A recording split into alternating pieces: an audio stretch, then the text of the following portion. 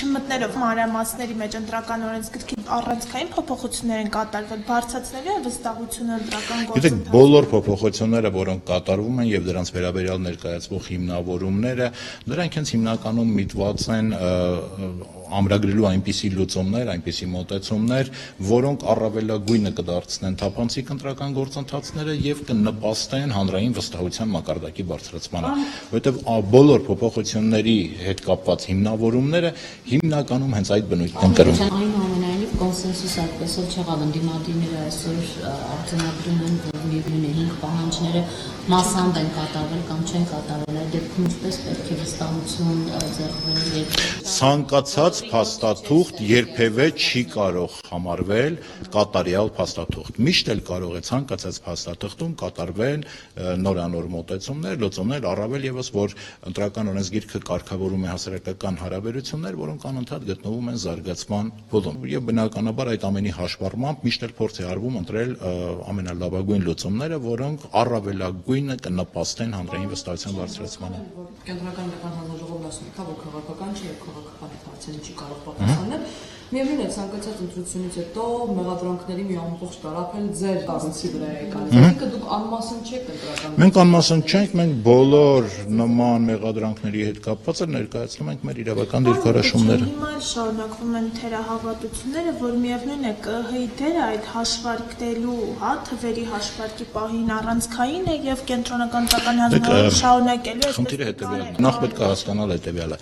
Ինչ ձևով է իրականացվում քվեարկության արդյունքների ամփոփումը։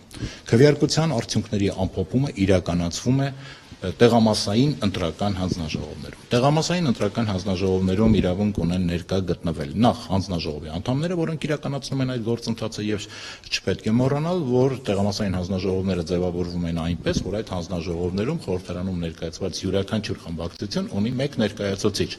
Իդեպ հանձնաժողովների մի մասում նրանք կամ քարտուղար են հանդես գալիս կամ հանձնաժողովի նախագահ են հանդես գալիս։ Ամփոփվում է տեղամասային կենտրոնում։ Տեղամասային կենտրոնը կազմում է արձանագրություն։ Արձանագրությունները կազմվելուց հետո ներկա գտնվող անձանց, իդեպ կարող են ներկա գտնվել զանգվածային լրատվության նշանների ներկայացուցիչներ, դիտորդներ, վստահված անձինք, վերջիններիս պահանջով նրանց տրվում են համապատասխան քաղվածքներ, այսինքն իրենք ունենում են արդեն այն քաղվածքը թվերի, որը արձանագրվել է տեղամասային ընտրական հանձնաժողովում։ Դրանից հետո արձանագրությունը ներկայացվում է ընտրատարածքային ընտրական հանձնաժողով, արդեն ստորագրված վիճակում, եւ կարող են ուղեկցել նաեւ վստահված անձինք, դիտորդներ եւ այլն փաստաթղթերի ամբողջ վարկը նկատի ունեմ։ Ընտրատարածքային ընտրական հանձնաժողովը նշված արձանագրությունում ամրագրված թվերը մուտքագրում է համակարգիչ։ Կենտրոնական ընտրական հանձնաժողովում այդ թվերը ստացվում են արդեն համակարգչային եղանակով եւ անմիջապես իրականացում է աղյուսակավորում։ Այսինքն յուրաքանչյուրը, ով ստանում է տեղամասում քվեարկության արդյունքների ամփոփման արձանագրությունից քաղված, կարող է շատ ազատ նստել եւ համադրել այդ թվերը։ Մեխանիզմը դա է, այսինքն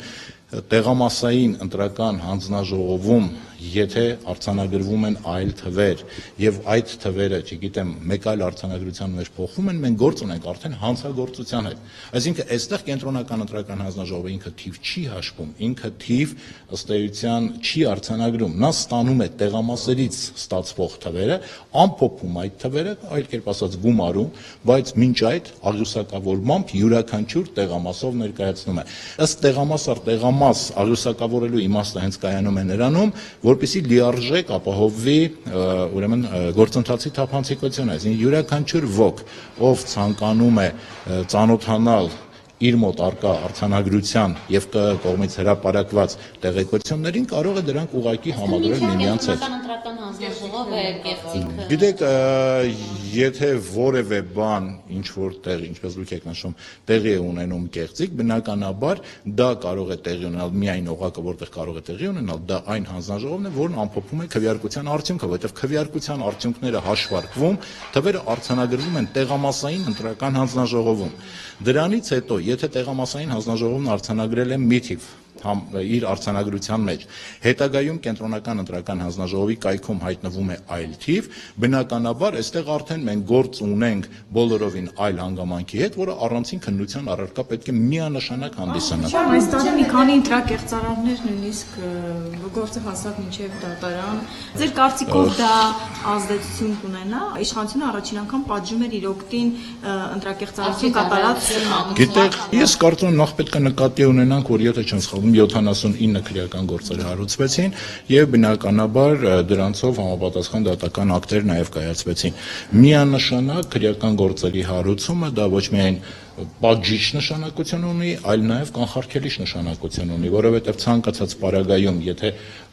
անձը պոտենցիալ ցանկություն ունենալով, այսպես